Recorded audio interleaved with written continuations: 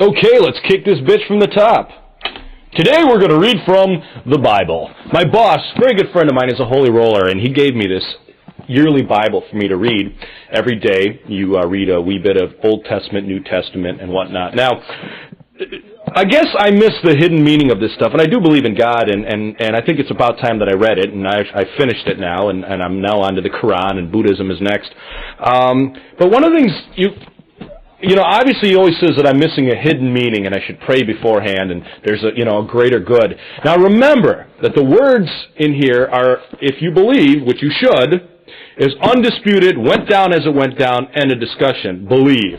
So, today's scripture reading is from Judges chapter 19, verse 1. In those days Israel had no king. Now a Levite who lived in the remote area of a hill country of Ephraim took a concubine from Bethlehem in Judah.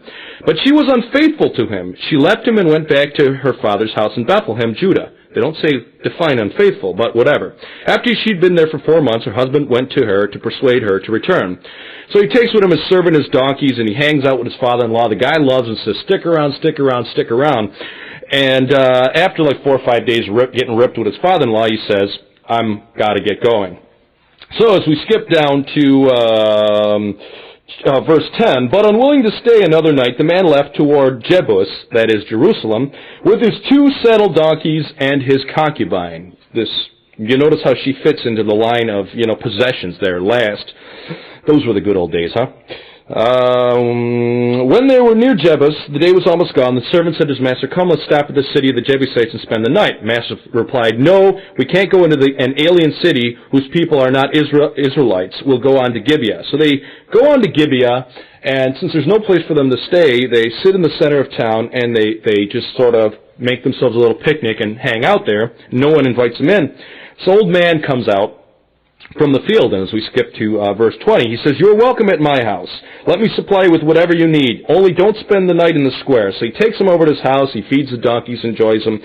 And verse 22 says, while they were enjoying themselves, some wicked men of the city surrounded the house. Pounding on the door, they shouted to the old man who owned the house, bring out the man who came to your house so we can have sex with him.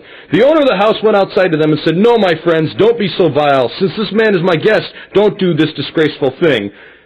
Verse 24, look, here is my virgin daughter and his concubine. I will bring them out to you now, and you can use them and do to them whatever you wish. But to this man, don't do such a disgraceful thing.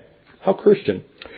But the men would not listen to him. So the man took his concubine and sent her outside to them, and they raped her and abused her throughout the night, and at dawn they let her go. At daybreak, the woman went back to the house where her master was staying, fell down on the door, and lay there till daylight.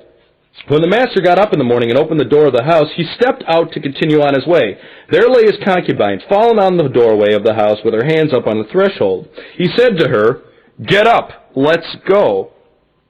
No big deal, huh? But there was no answer. Then the man put her on his donkey and he set out for home. When he reached home, he took out a knife, cut up his concubine limb by limb into 12 parts and set him into all the areas of Israel. And then, of course, that was his way of saying, this is what the Benjamites had done. This horrible thing, and nobody let your daughters marry a Benjamite. And the only thing that kept running through my mind was, that poor girl. I mean, she was like a second-class citizen? She's just his concubine. She doesn't mean anything.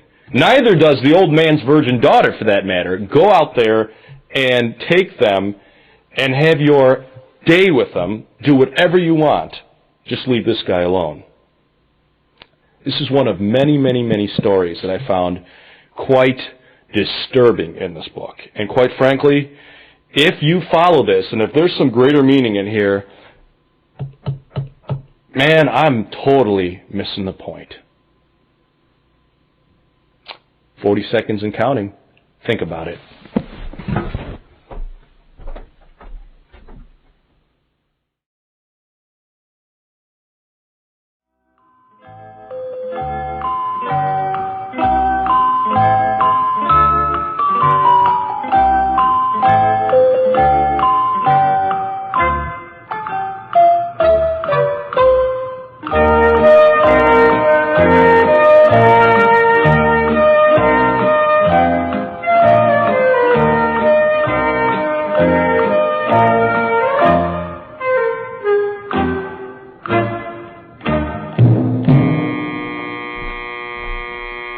Bye-bye now.